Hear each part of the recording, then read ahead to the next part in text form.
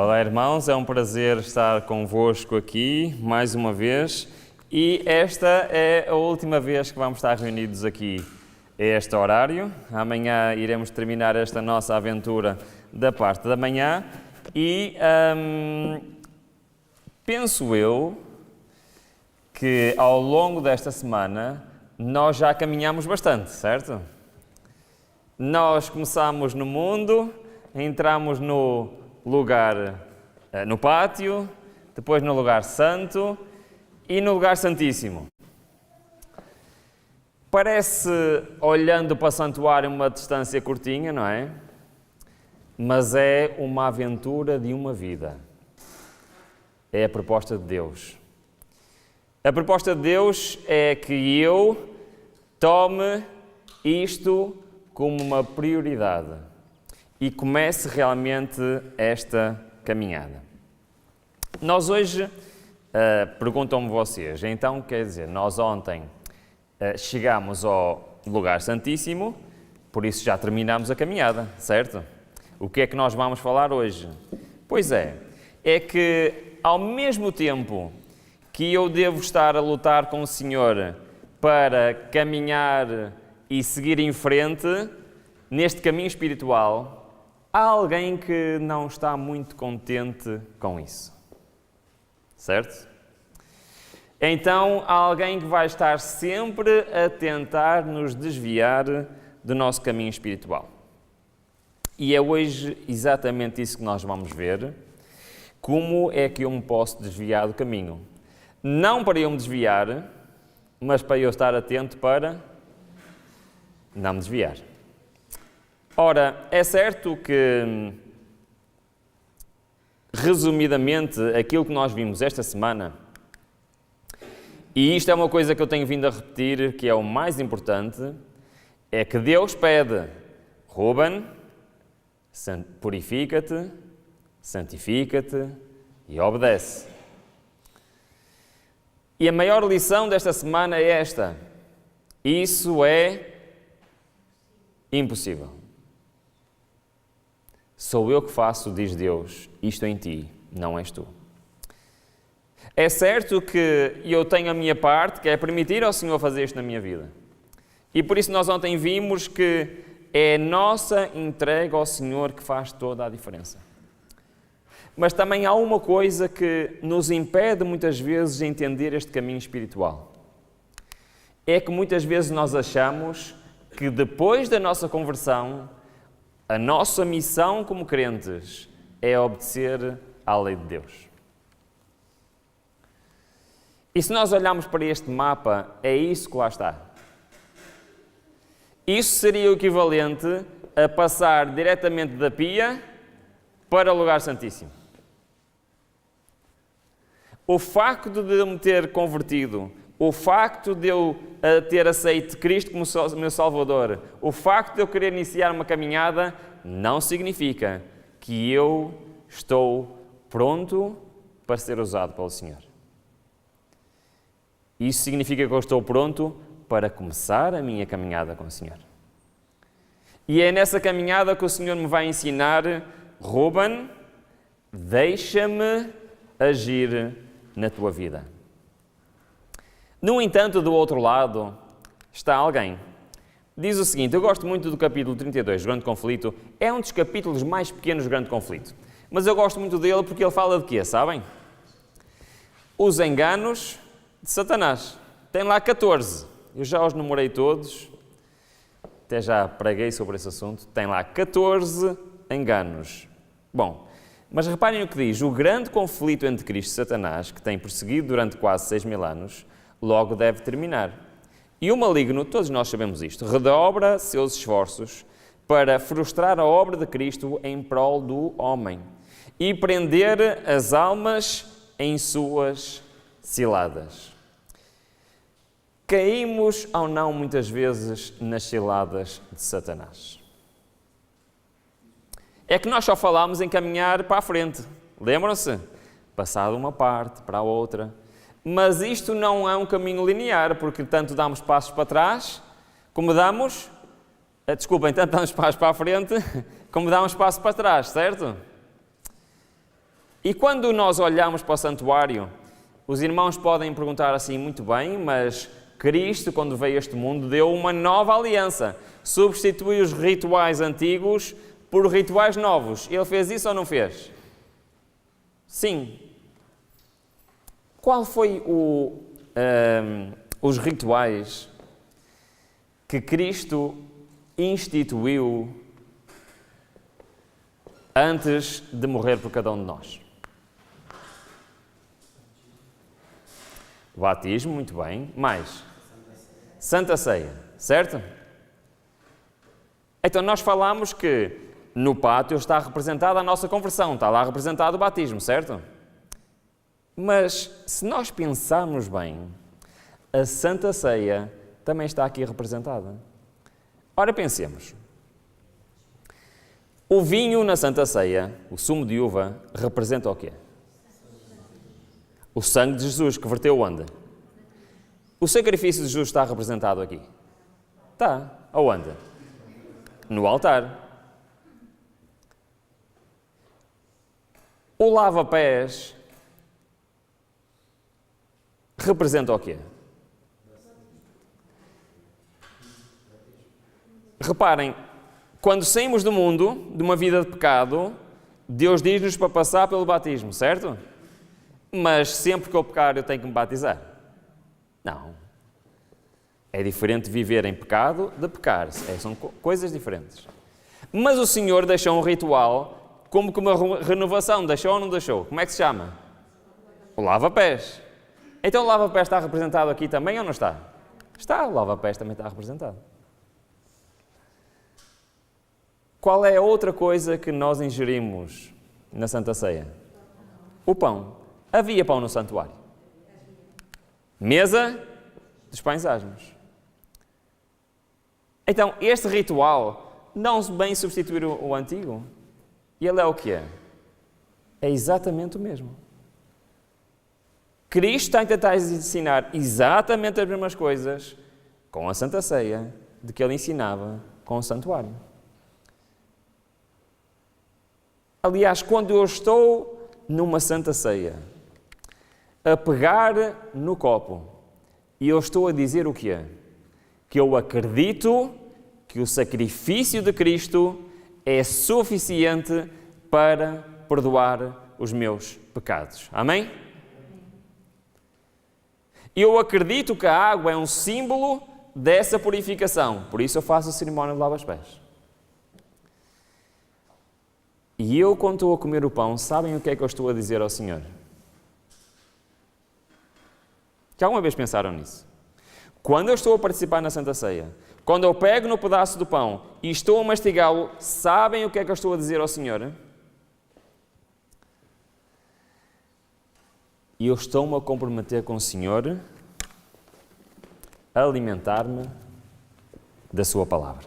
É isso que eu estou a dizer ao Senhor. Eu estou a dizer ao Senhor que eu acredito que o pão é um símbolo de Cristo. É um símbolo da palavra de Deus. E eu estou a dizer a Ele, e eu quero-me alimentar de Cristo pela sua palavra.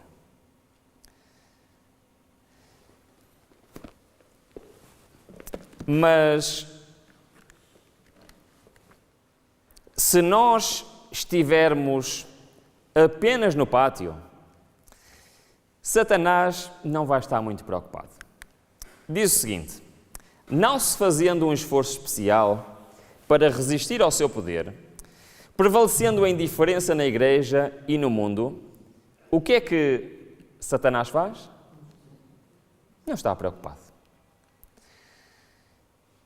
Pois que não se acha em perigo de perder os que está levando em cativeiro à sua vontade, mas ao ser chamada a atenção para as coisas eternas e as almas indagarem-se, reparem se não é a mesma pergunta que fez o jovem rico que estudámos esta semana. É ou não é a mesma pergunta? Que é necessário que eu faça para me... Então, Rubens, para lá. Nós, durante esta semana, vimos que não há nada que eu possa fazer para me salvar. Então, por que é que esta pergunta é tão importante? Eu tenho que saber o meu lugar no plano da salvação. Tem ou não tem? Porque a salvação não depende de Deus, depende de mim.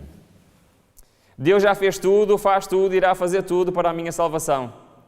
Então é importante eu saber qual é o meu lugar. Então, se eu me perguntar isto, Ele está a postos, procurando opor seu poder ao de Cristo e neutralizar a influência do Espírito Santo. Porque se eu caminhar este caminho do santuário, Satanás vai ficar preocupado. E por isso é importante nós percebermos quais são os enganos de Satanás para nos desviar. Porque quando ele vê o mensageiro de Deus examinando as Escrituras, isto é muito interessante porque Satanás faz tudo para neutralizar aquilo que pode transformar o homem. Vendo ele, o mensageiro de Deus, examinando as Escrituras, toma nota do assunto a ser apresentado ao povo. Emprega, então, todo o seu engano e astúcia no sentido de amoldar as circunstâncias, a fim de que a mensagem não atinja aqueles a quem ele está enganando a respeito daquele mesmo ponto. Ele faz tudo para nos desviar da palavra de Deus e da sua influência. Mas não é só da palavra de Deus. Ele também ensina a sabedoria mundana de que a oração não é essencial. Faz parte do plano de Deus conceder-nos uma resposta à oração pela fé. E esse é o plano de Deus. Deus quer nos dar respostas às nossas orações.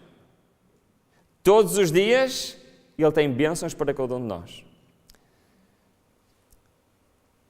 Aquilo que Ele não outorgaria se não o pedíssemos assim. Satanás sabe que todos quanto Ele puder levar a negligenciar a oração e o exame das Escrituras serão vencidos pelos seus ataques. Porquê que Ele sabe? Ele sabe perfeitamente que isto é verdade. Que o plano e o caminho que Deus nos deu espiritual funciona. E Ele sabe perfeitamente que a palavra de Deus transforma vidas. E Ele sabe perfeitamente que uma vida de oração traz milagres de Deus. Então, se eu estou na igreja, se eu estou convencido da verdade, mas não tenho uma vida de comunhão com o Senhor, Ele não está preocupado. Irmãos, é muito preocupante se Satanás não estiver preocupado comigo. Concordam comigo? Sim? Ok. Então, vamos tentar perceber o que é isto de nos desviarmos do caminho. Não está aqui o texto, mas já agora, para percebermos bem melhor isto, vamos abrir em Deuteronômio, capítulo 5. O que é que nós aprendemos com este caminho? Aprendemos no pátio que Cristo nos quer purificar, aprendemos no lugar santo que nos quer santificar e aprendemos que no lugar santíssimo e Ele quer obedecer em nós. Foi isso que aprendemos durante esta semana, sim ou não? Sim? Então, basicamente, este é um caminho para a justiça de Cristo. Concordam comigo? Nós vimos que a justiça de Cristo é o quê? A obediência de Cristo. Então, isto é um caminho para a obediência de Cristo. Certo? Obediência a quê? À vontade do Senhor. Vou fazer uma pergunta. Vamos lá. Em quantos sítios na Bíblia estão os 10 mandamentos? Em quantos sítios? Citados os 10 mandamentos. 2 sítios, muito bem, tem a resposta certa. Êxodo 20, Deuteronômio 5, muito bem, então vamos lá abrir, Deuteronômio 5. Estamos a falar então dos 10 mandamentos. Então aqui em Deuteronômio 5 começa a falar cada um dos mandamentos, depois no versículo 13 está a falar do sábado, depois no 16 honra o teu pai e a tua mãe, etc. E continua por aí fora. No entanto, no final do capítulo, Diz o seguinte, vamos ler a partir do, pode ser do 29. Diz o seguinte: quem dera que eles tivessem tal coração, que me temessem e em todo o tempo guardassem todos os meus mandamentos.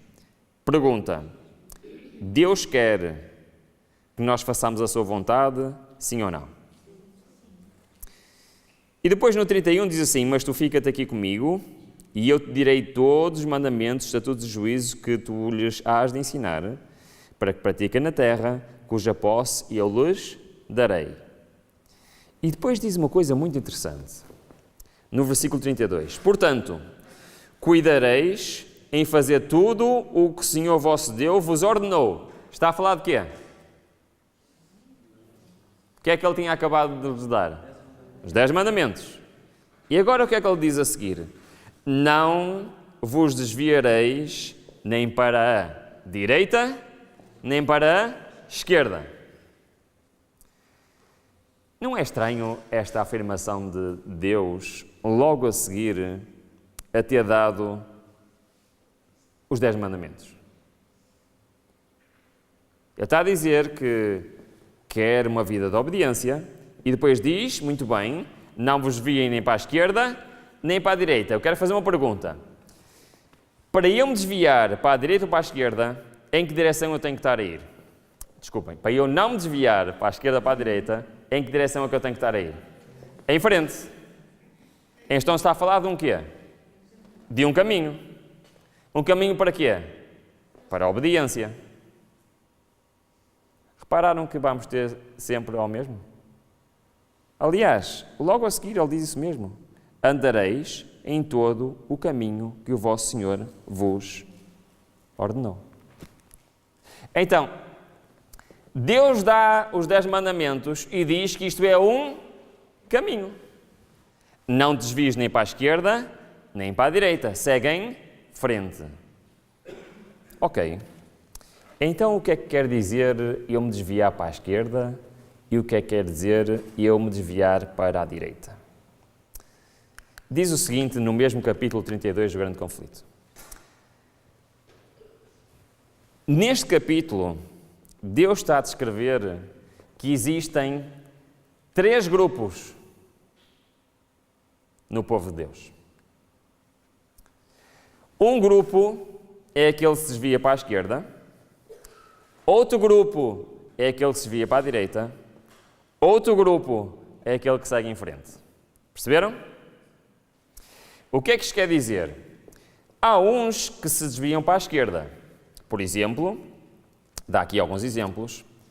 A opinião de que não é consequência alguma o que os homens creem é um dos enganos mais bem-sucedidos de Satanás. É plano seu, ainda bem que não sou eu que estou a dizer isto, levar para a igreja elementos insinceros, não regenerados, que incentivarão a dúvida, a incredulidade, estorvando a todos os que desejam ver a obra de Deus e de quê? Seguir no caminho. E com ele queiram avançar. Logo, estes estão a ser um obstáculo para seguir em frente. Muitos que não têm a fé verdadeira em Deus ou em sua palavra, concordam com certos princípios da palavra e passam por cristãos. E assim estão aptos para introduzir seus erros como doutrinas das Escrituras. Então, o que é eu me desviar para a esquerda? Eu sou um cristão, mas eu não estou completamente convertido. E Deus pode me usar para ser pedra de tropeço para outros. Perceberam o que é desviar para a esquerda? Ora, eu quero vos dizer que este não é o grupo mais perigoso. O grupo mais perigoso é aquele que eu faço parte. Eu queria partilhar convosco aquilo que eu descobri acerca de mim. Porque um dia eu descobri que eu fazia parte de um grupo. Aliás, eu primeiro descobri que fazia parte do grupo que ia para a esquerda e depois descobri que fazia parte do grupo que ia para a direita. Vamos ler. Sempre houve uma classe, agora está a falar do outro grupo, está bem? Que, mostrando-se embora piedosos, ao invés de prosseguir no conhecimento da verdade, ao invés de seguir no caminho do santuário, fazem consistir sua religião em procurar algum defeito de caráter ou erro de fé naqueles com quem não concordam.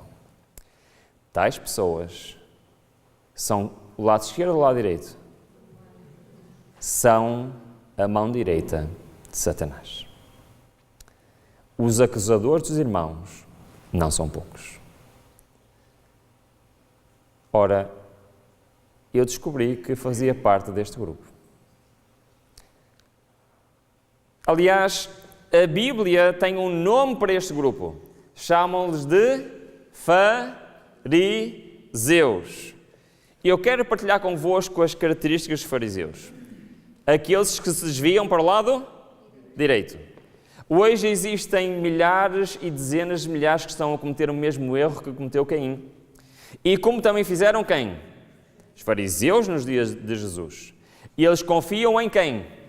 Em Deus? Não. Neles mesmos. E estão dependentes de sua própria sabedoria. E não percebem da sua própria pobreza espiritual. Para estes vem a mensagem de Laodiceia: conheço as tuas obras, nem és frio, nem és quente, és um coitado, miserável, pobre, cego e nu. Pergunta: quem é a igreja de Laodiceia? Sou eu. Percebem? Eu descobri que fazia parte deste grupo. Esta mensagem é para quem? É para mim. E eu cometo os mesmos erros de que os fariseus. Isto abalou-me um bocado. Então eu decidi, espera lá, então eu vou ver quem é que eram os fariseus. Quem eram os fariseus? Pergunta.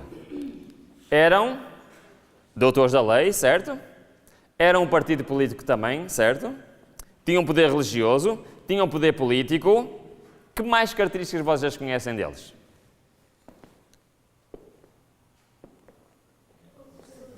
Vocês não me deixem aqui sozinho. Seguiam tradições, ok. Eram acusadores, é verdade. Conheciam a palavra, mas também aldrabavam outras coisas. Exatamente. Então, reparem. Nós temos uma visão muito negativa dos fariseus, sim ou não? As pessoas do tempo deles tinham uma visão negativa relativa a eles, sim ou não?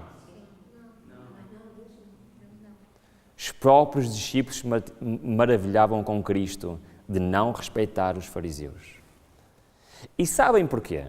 É que nós agora conhecemos a história, nós sabemos o que é que eles planearam, ok? Mas quem olhava para um fariseu dizia: aqui está um exemplo de um cristão. Então eu fui ver as características deles. Querem saber quais eram mesmo as características deles? Reparem, Jesus disse deles: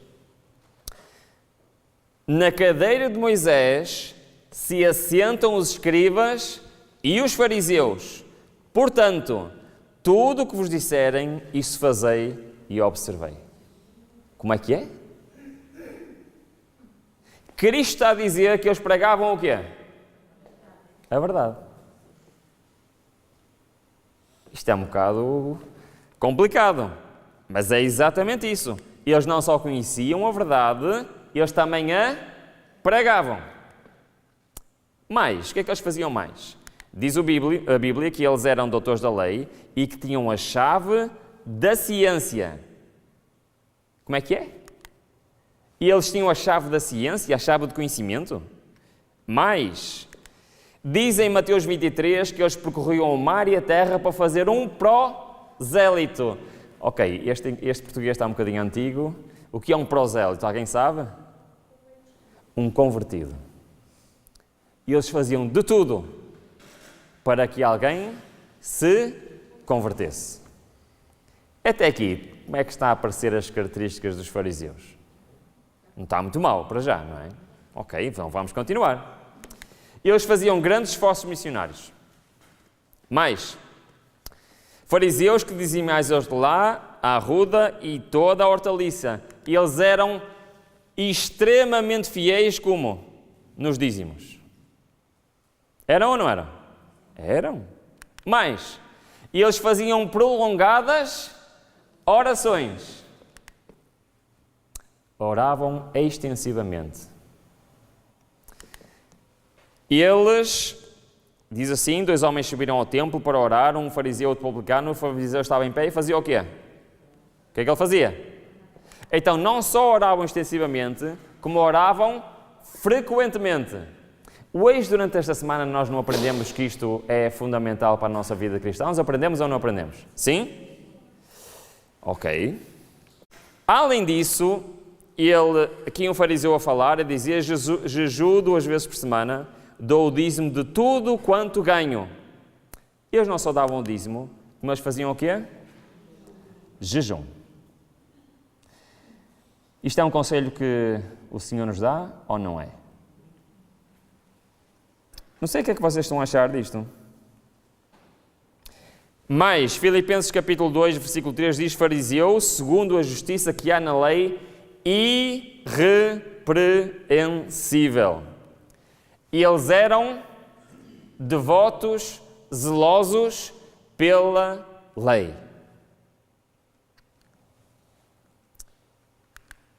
Eles eram zelosos especialmente por que mandamento? Pelo sábado. Muito zelosos pelo sábado. Não só, mas eles também têm extremamente cuidado com a sua alimentação e com a sua higiene. Isso é bom ou é mau? A lista continua a crescer.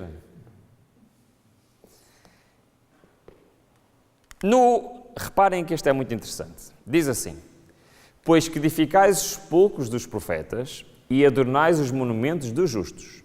E dizeis, se existíssemos nos tempos de nossos pais, nunca nos associaríamos com aqueles para derramar o sangue dos profetas. Perceberam o que é que este texto está a dizer? E eles tinham grande estima por quem? Pelos profetas. Cuidavam dos sepulcros deles, adornavam os sepulcros deles. Aquilo que os profetas antigamente escreveram, eles aceitavam como sendo a voz do Senhor. Eles tinham respeito pelos profetas do passado. E mais, e estando ele ainda falando, rogou-lhe um fariseu que fosse jantar com ele e entrando assentou-se à mesa. Este fariseu convidou a quem para ir almoçar à sua casa? Para ir jantar à sua casa? Quem? A Cristo. Ora, eu quero fazer uma pergunta muito séria. Se vocês vissem um cristão com esta lista, o que é que vocês achariam desse cristão? Um cristão que prega a verdade. Um cristão que conhece profundamente a palavra de Deus, que se esforça para trazer pessoas para a igreja. Um cristão que é fiel ao dízimo, que ora frequentemente, ora extensivamente, que guarda a lei de Deus com todo o seu zelo. Um cristão que se tem cuidado com a sua alimentação, tem cuidado com os seus hábitos, que respeita os profetas e que quer receber Jesus em sua casa. Se calhar seria escolhido para primeiro ancião. Certo ou errado? O que é que vocês acham? No entanto, estes são os fariseus que nós conhecemos. O mais perigoso no nosso caminho para a justiça de Cristo é eu me tornar um fariseu. E a diferença entre um fariseu e um cristão verdadeiramente convertido não é distinguível pelos nossos olhos. Mas Deus sabe.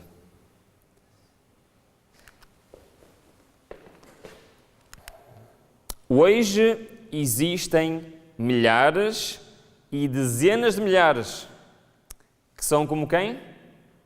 Como os fariseus. Agora, eu há bocado li esta frase e se calhar agora percebemos isto de uma maneira diferente. É que um fariseu hoje seria aos nossos olhos o quê? Um cristão exemplar. Esta lista é uma lista extraordinária. Eu, se estivesse na comissão de nomeações, eu ia escolher esta pessoa para os cargos todos. Mas então, qual é a diferença entre eu ser um fariseu e ser um verdadeiro cristão?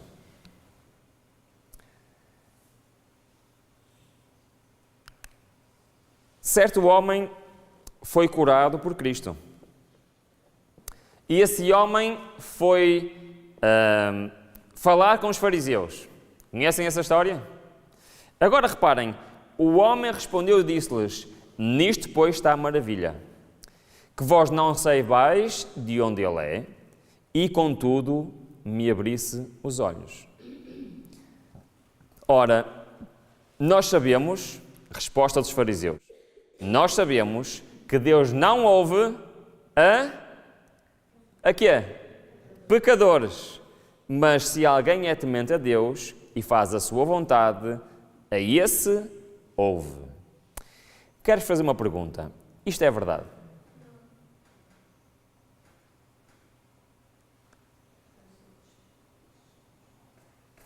Lembram-se daquele exemplo que Jesus disse e que nós falámos a meio desta semana?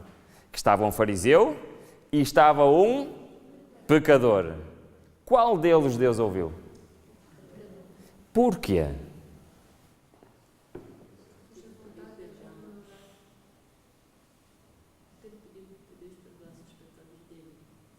Qual era a diferença entre aquele fariseu e aquele publicano? O publicano tinha a certeza que era pecador. O fariseu achava que era justo. E isto é o grande perigo que eu corro na igreja, irmãos. É eu achar que já sou um excelente cristão. É eu achar que guardo o sábado. É eu achar que sou um bom ancião ou diretor da escola sabatina. Eu achar que já conheço até e já domino a palavra de Deus. E eu achar que já sou alguém. E esquecer-me que, na realidade, eu sou o quê? Pobre, cego e nu, um pecador. E continuam eles a responder àquele homem: desde o princípio do mundo nunca se ouviu que alguém abrisse os olhos a um cego de nascença. Se esse não fosse de Deus, nada poderia fazer, respondeu ele. E então eles disseram: tu és nascido todo em pecados e ensinas a nós? Uma característica de um fariseu é o quê? Aqueles que estão abaixo não têm nada para me ensinar. Bom, ok. Mas a principal característica de um fariseu, em oposição de um seguidor de Cristo, está neste versículo. Cristo disse a eles: vós julgais segundo a carne, eu a ninguém julgo. Porquê é que Jesus disse isto? Se a Bíblia diz que é Jesus que vai ser o juiz deste universo. Diz ou não diz? Diz que o Pai entregou ao Filho o quê? O juízo, julgamento. Então porquê é que Jesus está a dizer isto? Não estou a fazer perguntas difíceis, mas não. Porquê é que ele está a dizer isto? Jesus aqui estava em que papel?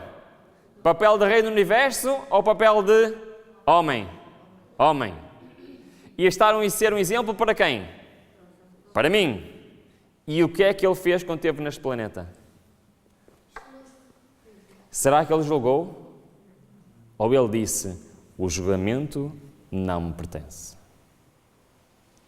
Estão a perceber qual é o ensino que Deus nos está a dar? Quem sou eu para julgar o meu irmão?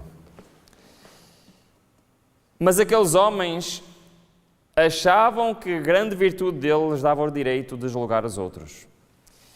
E tinham uma outra característica, que é, eles achavam que ninguém os poderia chamar a atenção.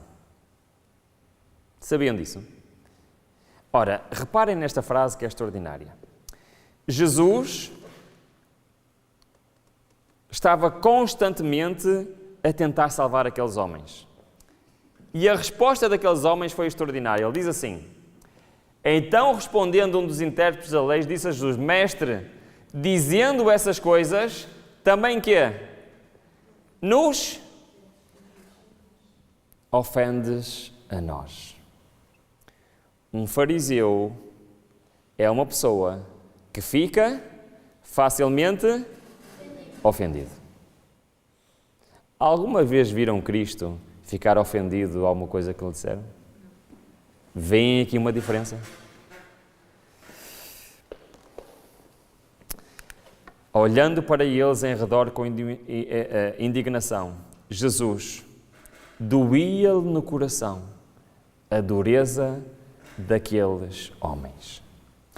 Então, qual é a diferença entre um fariseu e um verdadeiro cristão? É somente esta. Aquilo que faltava àqueles homens era dar algo a Deus. O que era? O seu coração. Eles estavam convencidos da verdade. Estavam ou não estavam convencidos?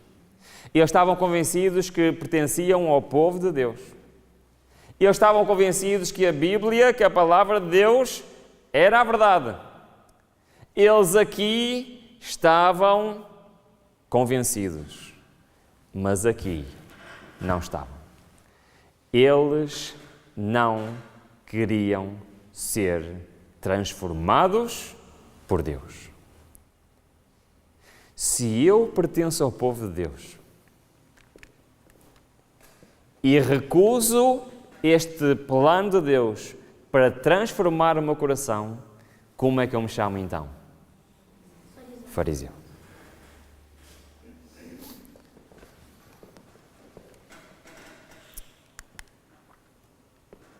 Desculpem, era este o texto que pensei que estava no ecrã. Cristo ficava triste com a dureza do coração daqueles homens. Apesar de eles manifestarem todas estas características, eles eram legalistas. Faziam as coisas nas suas próprias forças e não no poder do Senhor. E eu quero dizer isto, irmão, com muito cuidado, está bem? Vou dizer isto com muito cuidado. Eu posso mudar e reformar completamente a minha vida. Aquilo que eu como, aquilo que eu visto, aquilo que eu ponho perante os meus olhos, aquilo que eu pareço perante os outros, mas se eu fizer isso nas minhas forças, eu não estou a ter um coração transformado pelo Senhor. E eu posso parecer justo, mas eu sou um sepulcro caiado. Disse Jesus: por fora realmente parecem formosos, mas interiormente estão cheios de ossos de mortos e de toda a imundícia. Assim também vós, exteriormente, pareceis homens justos. Justos aos homens, desculpem, mas interiormente estáis cheios de hipocrisia e iniquidade. Porque vos digo que se a vossa justiça não exceder a dos escribas e judeus, de modo nenhum entrareis no reino dos céus. Por isso é que o apóstolo Paulo disse que sem santificação ninguém verá o reino dos céus. Porque sem isso, quem é que eu sou? Um fariseu. Cristo, o grande mestre, procurou desviar a mente dos homens da contemplação das coisas terrestres, a fim de poder-lhes ensinar as celestiais. Houvessem os mestres de seu tempo sido voluntários para serem instruídos por ele, houvessem-lhe unido no semear o mundo com a verdade, e a terra seria bem diversa do que hoje é. Houvessem os escribas e os fariseus juntado suas forças ao Salvador, e o conhecimento de Cristo teria restaurado a imagem de Deus em sua alma. Irmãos, Cristo continua à espera que os fariseus de hoje façam isto. Ou seja, Deus está à minha espera que eu faça isto.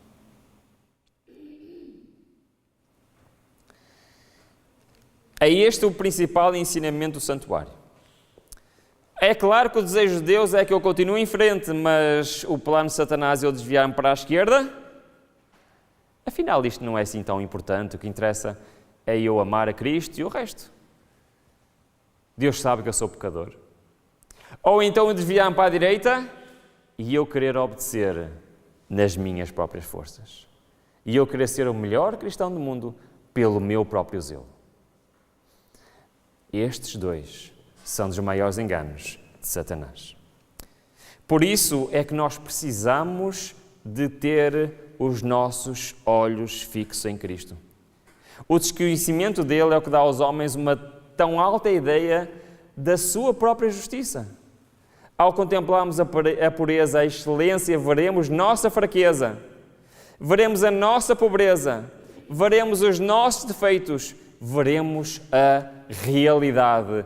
É isto que nós somos. Então, ver-nos-emos perdidos e sem esperança, vestidos com uma justiça própria, como qualquer pecador. A Bíblia tem um texto que para mim é dos textos mais estranhos da Bíblia. Se vocês abrirem a vossa Bíblia, vocês podem ter uma tradução um bocadinho mais antiga ou mais moderna, mas é um texto muito estranho. Mas é um texto que resume toda esta semana. Ele encontra-se em Jeremias 48:11 e diz o seguinte: despreocupado esteve Moabe desde a sua mocidade e tem repousado nas fezes do seu vinho, não foi mudado de vasilha para vasilha, nem foi para o cativeiro, por isso conservou o seu sabor e o seu aroma não se alterou. Concordam comigo que é um texto estranho? Sim ou não? O que é que este texto está a dizer? Moabe não estava preocupado. Então, não mudou o vinho de vasilha e o sabor ficou igual. É o que o texto está a dizer, certo? Eu às vezes me pergunto porque é que certos textos estão na Bíblia. E eu olhei para este texto e não percebi absolutamente nada.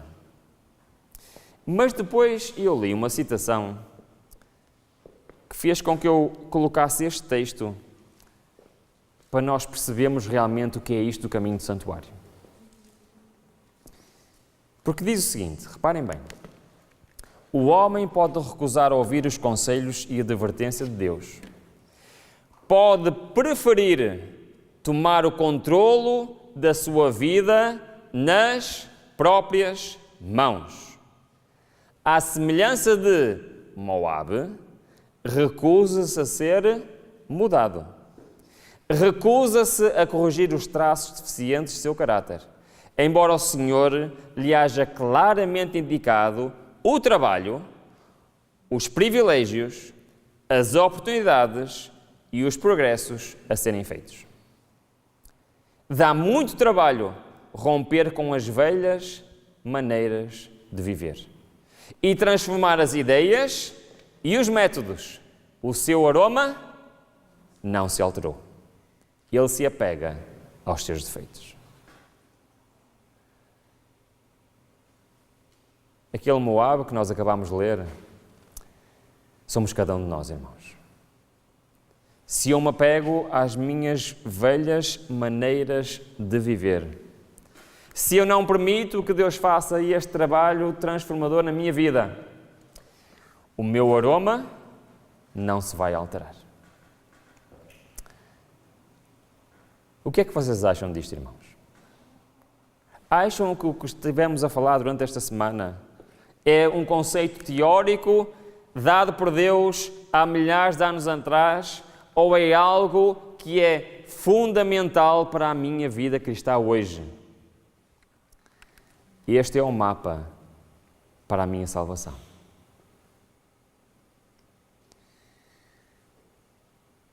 Eu vou-vos contar uma história.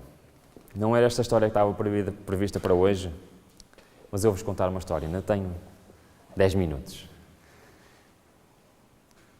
Sabem que os planos de Deus para a nossa vida são, por vezes, estranhos. E eu vou-vos contar esta história simplesmente para vocês perceberem que aquilo que nós achamos muitas vezes não é aquilo que Deus quer para cada um de nós. Ok? Lembram-se que eu vos contei que eu comecei a namorar aos 19 anos com quem é hoje a minha esposa. Foi uma aventura, não foi aquele namoro, foi uma aventura.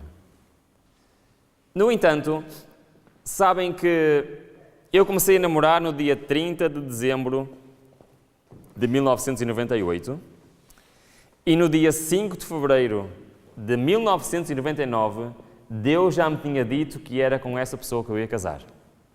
Lembram-se da história, não se lembram? Ok, então nós, naquela altura, já começámos a planear o futuro. Então, eu comecei, eu tinha um hobby, ok? Eu tinha um hobby que era, eu gostava de montar computadores. Às vezes, quando algum amigo queria computadores, os computadores eram muito caros na altura. Então, eu comprava os computadores às peças, montava, para que esses meus amigos pudessem ter um computador bem mais barato. Então, eu lembrei-me que, se calhar, seria uma boa oportunidade para eu ganhar algum dinheiro extra para a gente ir juntando para o nosso casamento. Boa ideia, sim ou não? O que é que vocês acham? Boa ideia. Ok. Então, assim foi. Eu comecei nas minhas vagas da universidade, eu estudava Engenharia Informática, e nas minhas vagas eu ia vendendo os computadores, ia vendendo umas peças, e todo o dinheiro a gente ia juntando para a nossa vida em conjunto. Ora, o negócio foi crescendo, não é? E foi crescendo, e foi crescendo, e foi crescendo, até que, eventualmente, começou os estudos a ficar um pouco para trás, não é? Mas, entretanto, nós casamos e o negócio continuou a crescer. O negócio que começou com um investimento em material muito pequeno, a gente, no final do mês, o que sobrava, voltava a investir para termos mais, para irmos guardando mais dinheiro. E quando nós casamos, decidimos continuar com a mesma estratégia e o dinheiro extra nós íamos investindo na empresa. Acontece que a empresa começou a crescer e ao fim de algum tempo, isto em 2007, 2008, o nosso apartamento, um T2, estava com computadores por todo lado. Mais de 100 computadores dentro de um apartamento não é muito viável, não é? Amanhã eu vou-vos contar como é que essa situação foi resolvida. E a empresa começou a crescer. Em 2010 veio o primeiro funcionário, depois veio o segundo funcionário e o terceiro funcionário. E uma empresa que faturava algumas dezenas de milhares de euros, com o tempo foi faturando centenas de milhares de euros até milhões de euros. Só que aconteceu uma coisa em 2013 que eu queria partilhar convosco. Um dos meus principais clientes decidiu que queria ter o mesmo negócio do que eu. E nós, na altura, tínhamos um contrato muito importante, nós éramos exclusivos da Microsoft Tínhamos um contrato de exclusividade da Microsoft para uns produtos específicos que nos davam bastante vantagem no mercado e, através de várias artimanhas, esse meu cliente conseguiu-me roubar esse contrato.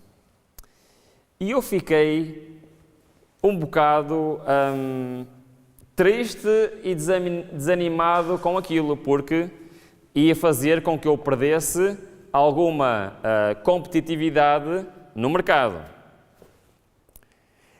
Nessa mesma altura, veio uma outra empresa muito mais antiga que a minha, uma empresa respeitada no mercado. O dono dessa empresa veio falar comigo. Reuniu-se comigo e fez-me uma proposta. Ruben, eu quero comprar a tua empresa. Na altura a empresa era bem pequena, a faturação era modesta, mas estávamos a ter uma proeminência no mercado. E aquele homem ofereceu-me, não tem mal nenhum a dizer, ofereceu-me 150 mil euros pela empresa, mais um contrato de 5 mil euros por mês para mim. Eu tentei disfarçar, não é? Disse que ia pensar. Mas em 2013, ganhar 5 mil euros por mês era atraente. 150 mil euros por mês era bastante atraente. E eu... o que é que vocês acham? Acham que eu estava inclinado a dizer que sim ou a dizer que não? A dizer que sim, não é? Pois era. Estava mesmo inclinado a dizer que sim. Então, eu pedi ao Senhor que Ele me guiasse e fui então para a reunião com Ele para acertar os detalhes do negócio. E eu já tinha percebido... eu vou contar isto mais à frente. Eu sentei-me lá para falar, para fecharmos o negócio. E eu fiz uma pergunta. A última pergunta que eu fiz a ele foi: e os meus funcionários? E ele respondeu-me: não quero nenhum, só te quero a ti. Naquele momento, eu comecei a pensar: ora, neste ramo de negócios é impossível guardar o sábado. Os meus funcionários são todos adventistas. Têm uma oportunidade de ter o seu trabalho na empresa. E eu disse que não. E não vendi a empresa. Meus funcionários nem souberam na altura o que é que se passou. Mas eu vim para casa a pensar e eu acabei mesmo de recusar 5 mil euros por mês e uma oferta para vender a empresa que ia mudar a minha vida. Mas no meu coração eu sabia com certeza absoluta que Deus não queria que eu fizesse aquele negócio. Ora, precisamente nessa altura, nesse ano, a empresa faturou 500 mil euros. No ano seguinte faturou 1 milhão de euros. No ano seguinte faturou 2 milhões de euros. Se eu tivesse vendido aquela empresa, naquela altura, teria sido o maior erro da minha vida. Deus mostrou-me claramente que não era para eu vender aquela empresa. Só que, entretanto, e reparem como os caminhos do Senhor são misteriosos. Eu contei-vos em 2016 como fui convidado pela primeira vez a fazer uma campanha, lembram-se? E o que me aconteceu? Bom, a partir de 2016, isso começou a ser algo que aconteceu várias vezes. E começou a ser para mim difícil conciliar eu ser um pai, eu ter 2 empresas, eu ter o ministério de pregação, eu ter o ancianato na igreja, eu ser pertencendo a associações, começa a ser muita coisa, não é? E eu perguntava ao Senhor o que é que eu tenho de começar a deixar para trás. E houve um evento que me marcou muito. É que em 2019, no final de 2019, houve um congresso adventista de jovens aqui em Portugal. Ainda se chama o GYC Europa. Foi no Porto. Eu fui convidado por um amigo a ajudar lá no stand que ele tinha, portanto, um amigo que trabalhava nos Estados Unidos, uma aplicadora da White State, para ajudar lá no stand, e então foi para mim um privilégio estar lá a ajudar. Eu gostava muito de ter assistido aos workshops, aos seminários, às palestras, mas foi uma semana das mais frustrantes da minha vida. Sabem porquê? E eu não consegui ir a nenhum deles porque tive que trabalhar. Tive mesmo muito trabalho naquela semana. Eu só conseguia ir lá mesmo ao finalzinho do dia, quando tudo já tinha acontecido. E numa dessas noites, um dos jovens que estava lá, dos jovens não, sim, ele é jovem, é mais novo do que eu, bem mais novo do que eu, um dos jovens estava lá que contou-me a sua experiência.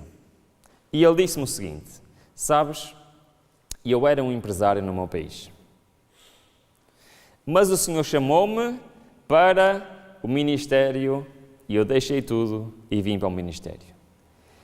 E eu vim para casa ainda mais chateado. Então, reparem, eu estava a ter uma luta entre ter mais tempo disponível para ser usado pelo Senhor e o meu trabalho que me ocupava muito tempo. Então eu sei que eu já disse isto várias vezes, não é? Mas fiz uma oração estranha. E como eu vos tenho dito, todos os milagres de Deus começam com uma oração. E eu falei aquilo que estava no meu coração, irmãos. Eu não sei porque é que eu disse isso, mas eu fiz com o Senhor o seguinte: Senhor, se algum dia eu for convidado para pregar num evento como este, eu vou perceber que eu tenho que mudar um novo rumo à minha vida. 4 dias depois eu recebo um telefonema do outro lado do Atlântico. Era um amigo meu a dizer-me: Ruben, aconteceu um milagre. E eu: sim, um milagre? Sim.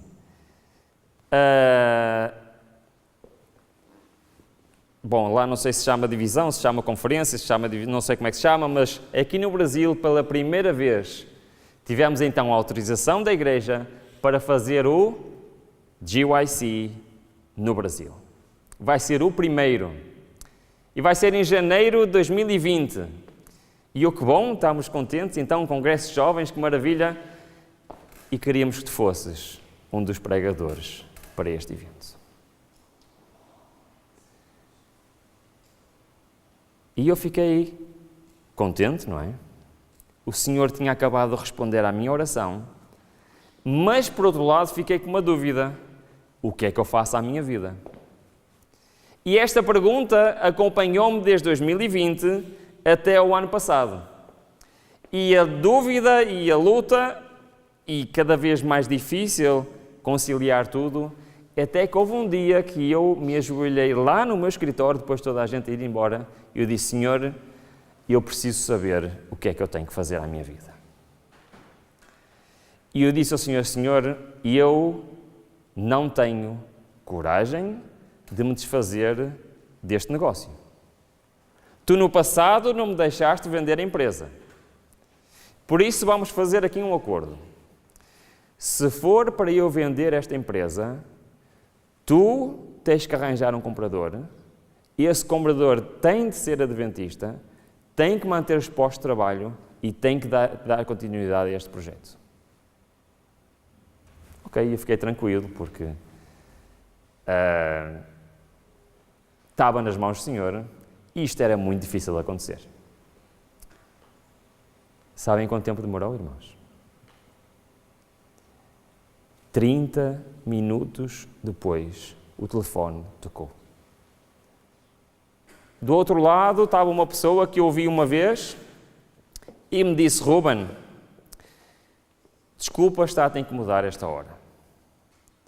Sabes, eu normalmente não faria isto, mas eu tive uma ideia, partilhei com a minha esposa, e a minha esposa sempre me põe travões às minhas ideias. E desta vez ela disse, não, segue em frente. E então eu estou-te a ligar. Diz-me uma coisa, tu estás interessado em vender a tua empresa? Estou. Está bem, então eu quero comprar. E naquele momento a empresa foi vendida. Reparem, é o mesmo Deus. Ele num ano disse-me assim, Ruben, não vendas a empresa. O mesmo Deus, passado nos anos, disse o quê? Ruben, está aqui o comprador para a tua empresa. E eu não sei qual vai ser o meu futuro. Eu não sei o que é que eu vou fazer. Eu tenho 44 anos e estou oficialmente reformado.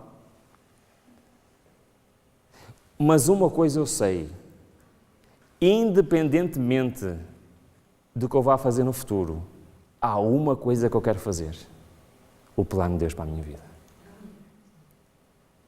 O meu sonho, o meu único sonho neste momento é fazer aquilo que o Senhor quiser. Mas isto, irmãos, não é válido só para mim. Isto é válido para cada um de nós, em todas as circunstâncias e em todos os aspectos da nossa vida. E este é o desejo que Deus tem para cada um de nós. E eu muitas vezes me pergunto, irmãos, quantos milagres eu desperdicei na minha vida que Deus me queria conceder e eu não deixei. Paremos de impedir o Senhor agir na nossa vida, irmãos. Paremos de impedir as bênçãos de Deus. A cada manhã, Ele tem uma bênção nova, especial para cada um de nós. Deixemos o Senhor nos transformar. Amém? O Senhor nos abençoe.